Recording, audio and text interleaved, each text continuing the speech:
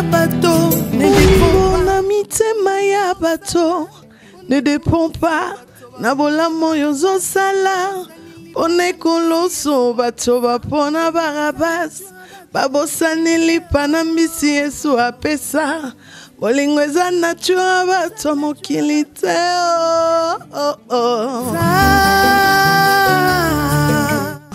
Shalom, shalom, peuple de Dieu. Suivez Fleuron Musique. Fleuron Musique est une très grande émission. Fleuron Musique qui vous apporte le message, qui vous apporte le nouvel de vos artistes, qui vous apporte le nouvel des albums, de tout ce que vous voulez comprendre, entendre.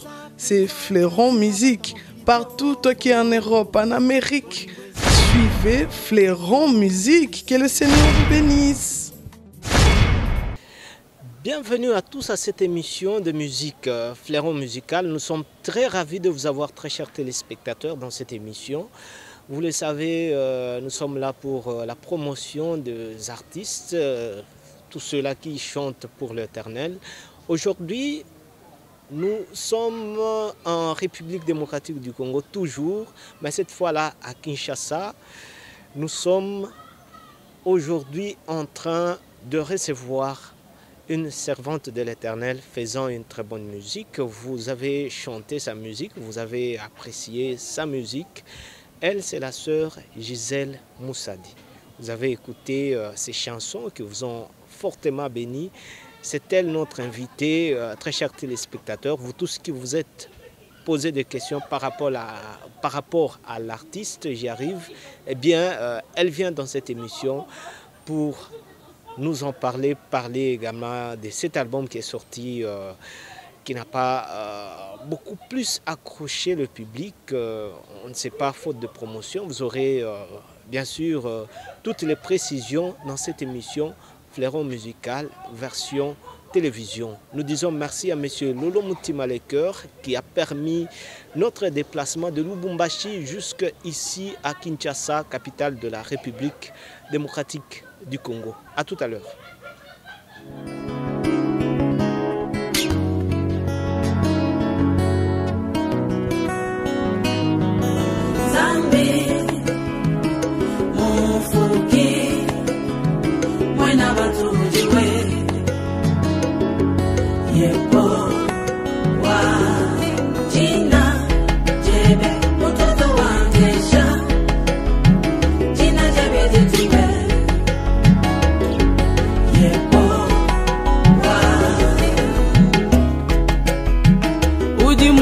Butumbi Budi bushala chendelela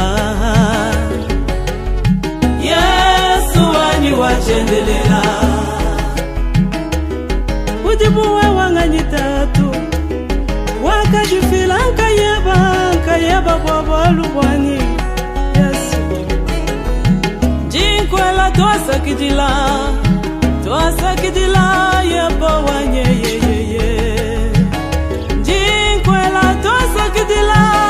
Toasa kidila tatuwani we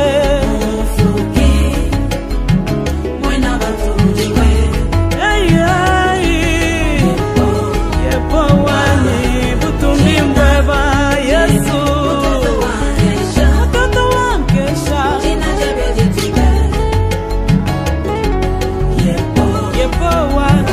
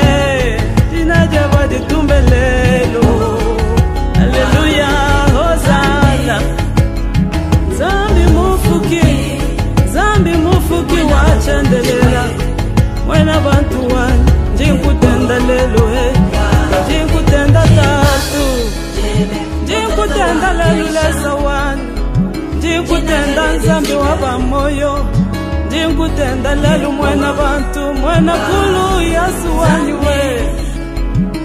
Mufuki, mwena bantu jiwe. Yepo, wa, jina, jebe, utoto wangesha. Jina jebe jitube. Yepo, wa.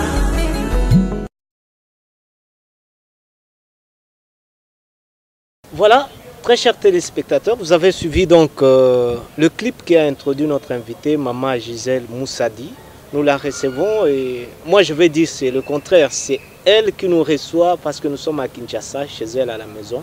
Maman Gisèle, bienvenue dans cette émission. Merci beaucoup, papa. En tout cas, Esengo Moko ya Mingi ya Kokuta Bino en pleine forme. Depuis Lubumbashi, on vous appelait, tout ça dans la Bino, émission en direct, mais c'était un peu difficile de vous avoir. Heureusement que Dieu a voulu que Tozala Nabino dans cette émission. D'entrée de jeu, sentiment ni Bozanango et à retrouver quand même les téléspectateurs Bao Bazota Labino. Non, c'est pas le makasi parce que Katanga Zamboka Nanga, Zamboka Obayambaki Ngai vraiment. Na maboko mibale, d'abord ils ont manqué vraiment makasi. Na soulana bande kobele wa bisakanga mais koya mukonini na ebike mukolo nzamba ko disposer temps na ye na ndenge na ya salila kama kambu tokoko makana Katanga. Vraiment isengo nanga eza ebele mbote na bao bazolanda biso. Mbote na bandeko nanga nyonso na kotanga ba église na ba pasteur ça quand même mikolo belé Maman Gisèle baza ebele tellement que nazo pesa bango nyonso mbote la musika. Maman Gisèle bato mingi bao bazotala biso bayebi quand même Maman Gisèle d'une manière ou d'une autre. Mais moi, petite présentation à bao bazotala bino pour la première fois parce que je rappelle que cette émission et également suivi sur Pactol Télévision à Paris, en France. Oh. Ouais. Kombolanga Gisèle Moussadi Madimba. Donc, Madimba est comme famille na biso. Naza Moussali Nzambe. Na yembe la kanzambe. Donc, na sa la kanzambe na nzela lo yembo. Naza moyembi, s'il faut dire. Naza moyembi na nkolo musana nga kotombola nzambe na nzela loyembo. Voilà. Et comment ndenge nini bokota na musique et banda ndenge nini? Bandi ndeti moto surtout à bandaka na bandaki na Kodim na église esika na Uta na cité Bethel et apôtre Mbiye Moulaya.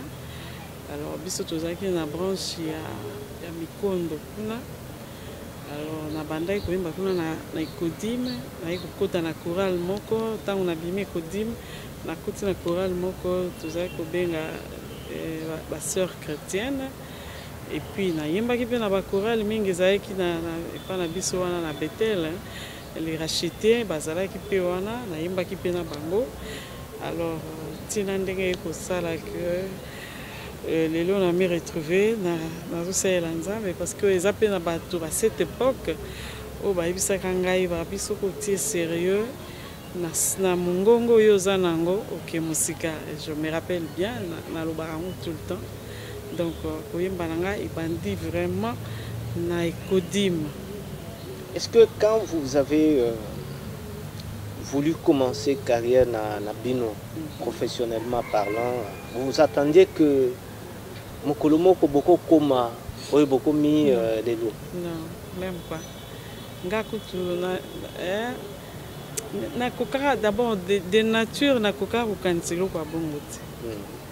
Donc naza d'abord motomoko koloba ezaka muke moi timidité kutu na lingaka ngo sute po la Bible lobby nous avons reçu un esprit.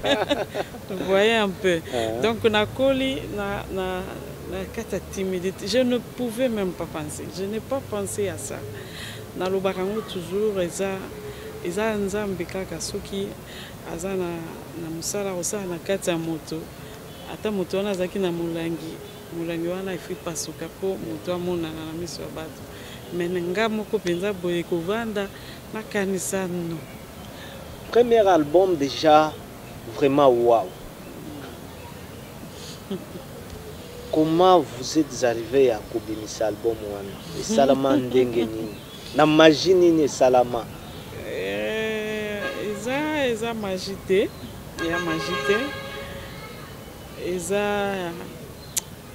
album wana ezaka nga moko le nataka yango ntango namonaka banzembo wana ndenge esangama namona yango lokwa miracle mpona ngai. Donc comme nautaki koloba awa nabimisa album wana nakutana na producteur Kin Express Papa Antoine Katutu, nakutana na ye tosolola lisolo ya production me nazalaki na nzembo te. Alors ntango azotuna ngai adecouvriraki ngai na concert ya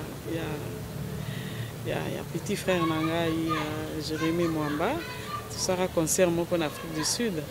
Alors ntango amoni ngai kotuna ngai oyembaka et puis bato tozali kosala na bango bayebaki ke nayembaka bazalaki tout le temps koyebisa ye mais Gisèle ayembaka. Bon omoni koyemba ya moto azoexplike na monoko. Alors bato nde baye kopuse ngai bayebisa ngai mais Papa Antoine akoproduire yo.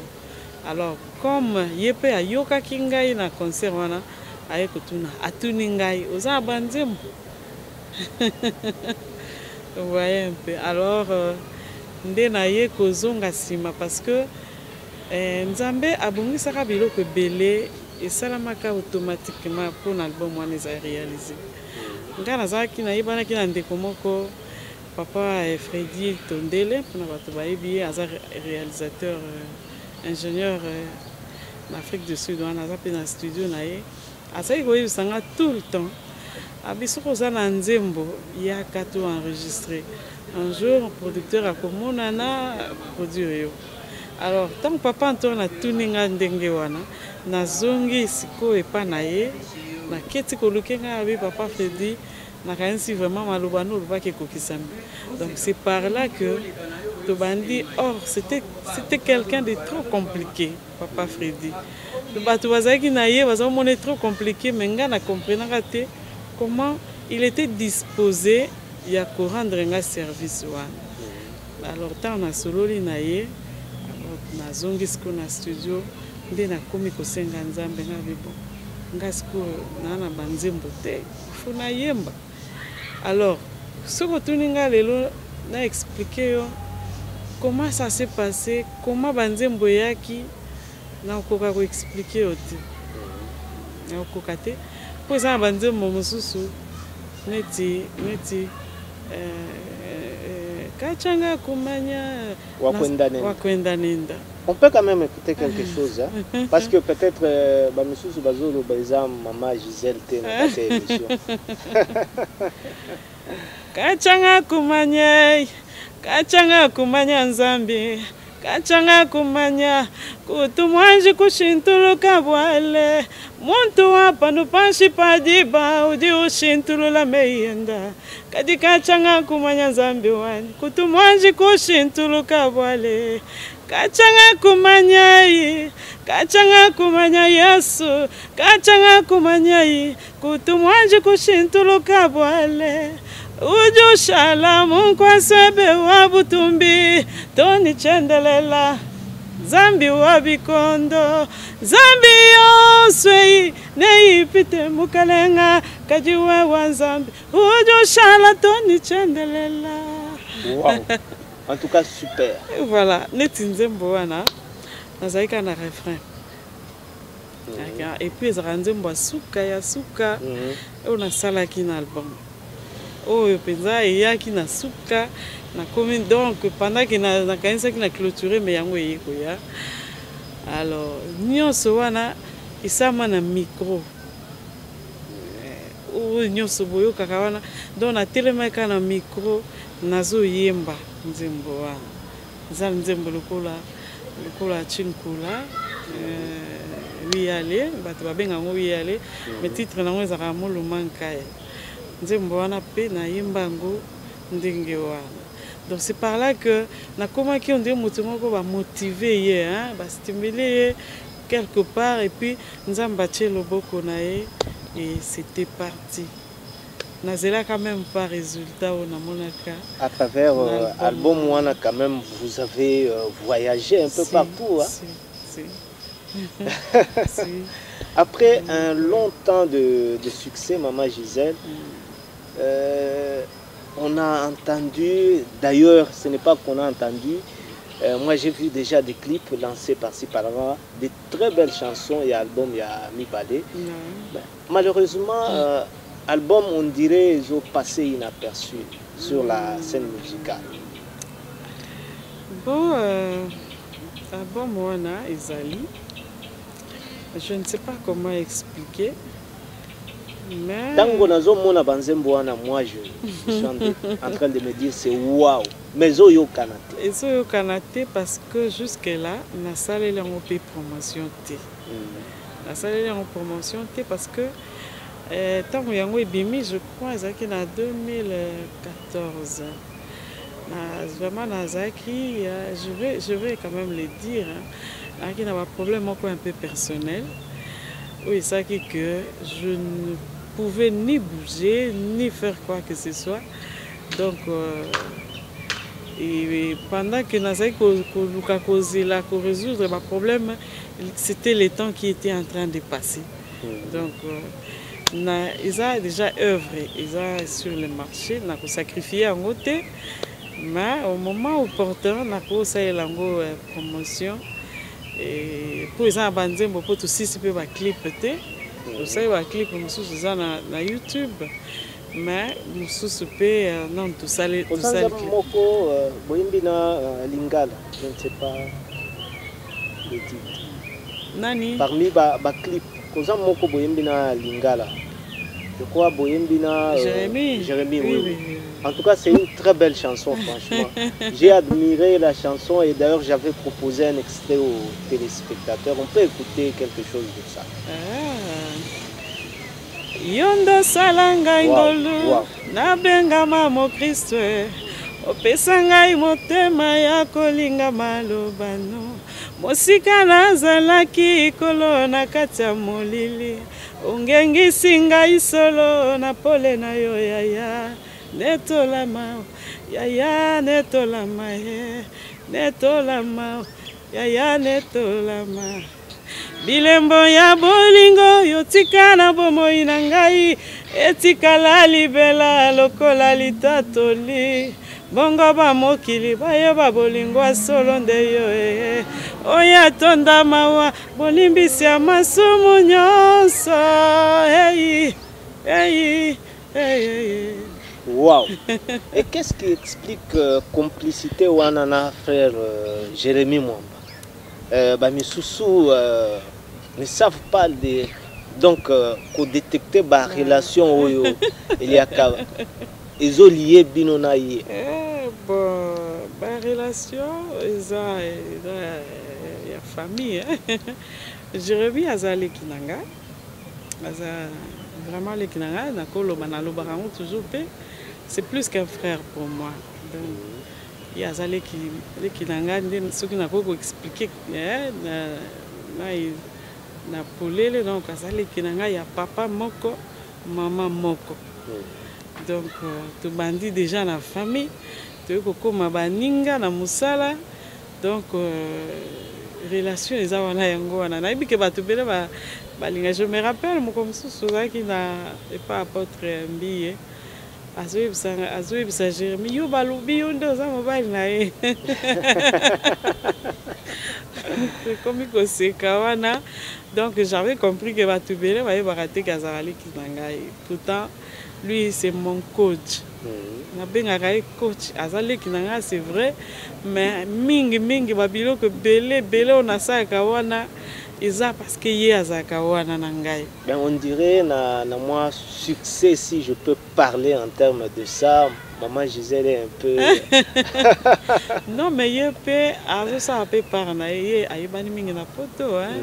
Na poto bande komingi ba yebiye Mais bon, moi je dis qu'ils ont famille na biso ceux qui a bimité nga la bimi côté boye ceux qui nga pe na raté boye donc toujours tambola ndenge wana mais bato belé basengi que tout ça album moko soit maxi single o to koyemba biso mibale na epi Nzambe atika bato na été to kosala ka kaka mokolo mosusu. Présentement, on se pose des questions, on ne sait pas, album. Et c'est Bimi, et puis par après, Maman Gisèle ne se fait pas voir, c'est un peu difficile. Il y a comme on a eu à un concert, il y a Baninga, peut-être Maman a comme on a une intention à côté de la musique. Non, je ne peux même pas, parce que les Amoussa Nangate, Ngai. Nzambe nde abenga ngai alobelanga na musala na munoko basali na ye tellement ebele que nazara penza convaincu que je suis appelé pour na kotombola Nzambe na nzela loyembo na kotika te ekokomelanga même pas na makanisi na kotika te soki nazomona na te c'est parce que bon musala pe eza na ba exigence ebele ezosenga pe makambo ebele nakanisi d'ici là kala mingi te tokozongela susu mona na public tokozala wana. Mais quelque part là ça vous fait aussi un peu mal quand les gens vous réclament. Oui, ça me dérange, ça me fait mal et parfois na mimona na charge na mimona c'est comme si naza na mokumba moko funa déposer donc na kokaka pe parfois ko supporter à monter na singa Nzambe apesa nga makasi pona ko parce que ce n'est pas aussi facile de faire ces chemins là ce n'est pas facile mais Nzambe apesa biso toujours makoki. Nayebi que mukomosusu tokozonga su na émission awa parfois na Lubumbashi tokosola lisolo ya histoire mosusu ya Maman Gisèle na kata musique. Maman Gisèle, présentement, qu'est-ce qu'on peut dire dans l'agenda artistique na bino? Bon, agenda nanga na ko tale yango siko penza te parce que na uti koyebiso kala te awa na kala mingi te tokovanda susu tokosolola susu pour ne pas koexpliquer o makambo ebele mais eloko nako koannonce na bandeko bazotala ngai que Maman Gisèle azali mosala mpe ezali mongongo mpe ezali kala mingi te nazo te mokolo te donc nazo préparer moi single moko pour na casser un peu moi temps moko wana elekaki mwa molai na relancer na kanisi banzemo mibale d'ici fin de l'année tokotambola nango ka ndenge Nzambe amemela biso wana nalingi bo sala boyebisa bana Nzambe moi assurance moko bao balingaka Maman Gisèle parce que bamisusu babanda ko embrouiller biso na Lubumbashi wana mais il faut toyeba Maman Gisèle azali to azate. Qu'est-ce que vous pouvez leur assurer? Non, Maman Gisèle yeyo pour preuve ngayo dans un plateau il y a émission Fleron Musica donc ngayo c'est pour dire que Maman Gisèle a bongité moto akosa yo te que Maman Gisèle voilà Maman Gisèle yeyo nayebi que mokolo ezali na kokoma katanga tokosala sur ba émission tokosala ba concert ndenge tosalaka les années passées donc mosala ezali nalingi bino bamisusu bazolanda bino na poto depuis sur Pactole Télévision aussi une assurance. Ah, bandeko poto kutu bango prouva ngai penza bolingo so ezala bato oyo soutenir nga penza moralement et matériellement eza bango parce que naza na bandeko ebele na poto namona nano bango te mais tosololaka na telefone nazwaka babiloko ebele oyo ozosentir mpenza ke moto aza touché na œuvre osali eke aluki numéro te abengi. En tout cas nalingi bino tellement ebele. Dieu va faire grâce. Tokomona na mokolo ezali tokomonana nazoboya koloba makambo ebele tokomonana tokosala concert na babisika nyonso tu wana parce que on a quand même tenté ya kosala mwa badémarche, mais moi je me dis toujours que nzambe nano permettre te yanga kokoma nano na poto, mais il va le permettre parce que après sa vision, après sa provision pour la sala musalango. Donc quand le moment viendra, vraiment je vous aime. Batuno se balandinga en Europe, na Lubumbashi, na Likasi, na Kasumbalesa, na Kipushi, Nzambe na ngai apambola bino.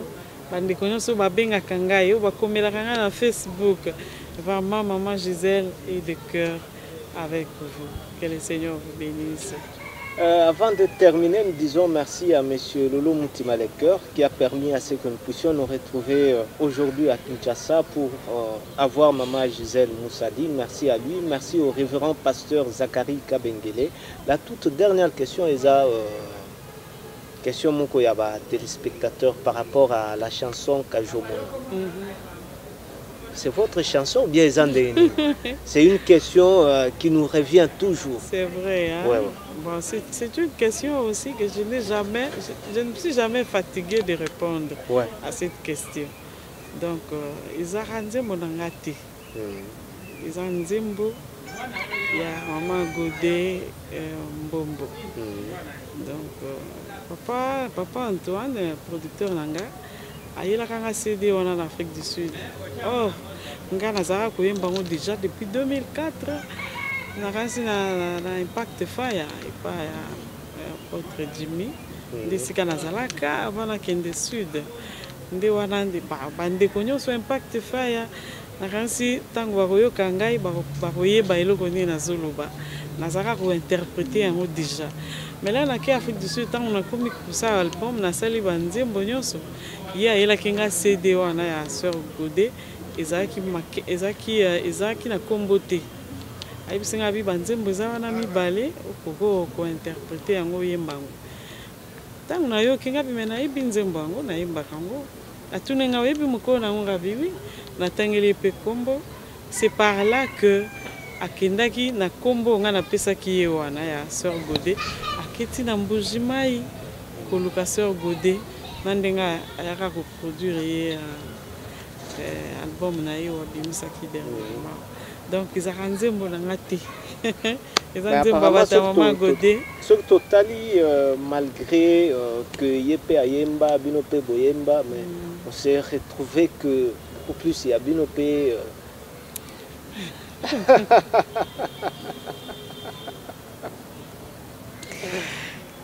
Bon, voilà, ils ont la grâce caca.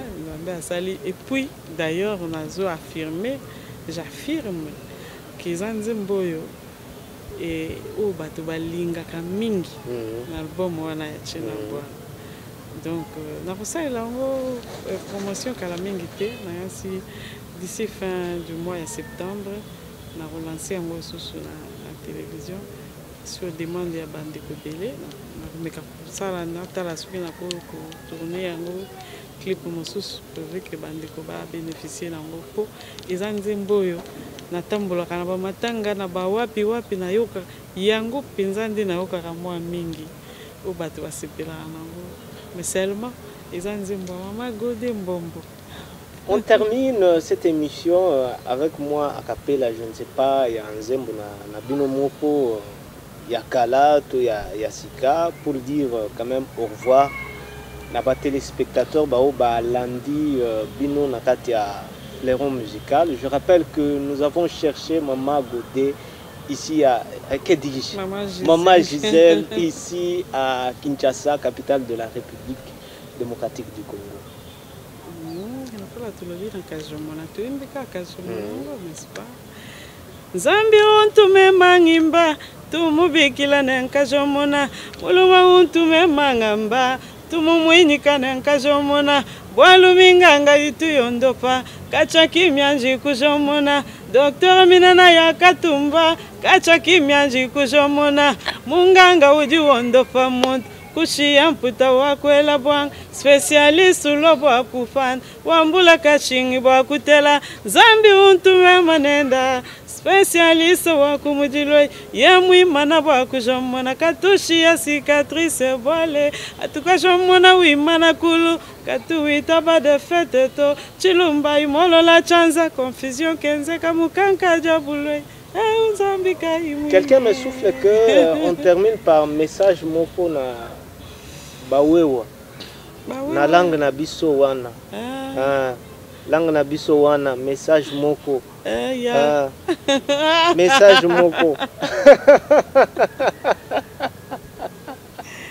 non na langue na biso wana message moko non yo zwinga ipenza yo zingai mama Gisèle uju ela bantu bonse moi ndimono nanga bantu bonse badi batulonda ndino la toisa qui dit la bonne que Dieu vous bénisse. Voilà, de cette manière nous terminons cette émission un peu en suspense. Merci maman Gisèle de nous avoir reçus chez vous. Merci, c'est moi qui vous remercie. En tout cas, nous avons pambolayo. Merci. Merci à l'équipe technique qui nous a accompagné pour la réussite de l'émission. Nous avons pambolayo. Merci.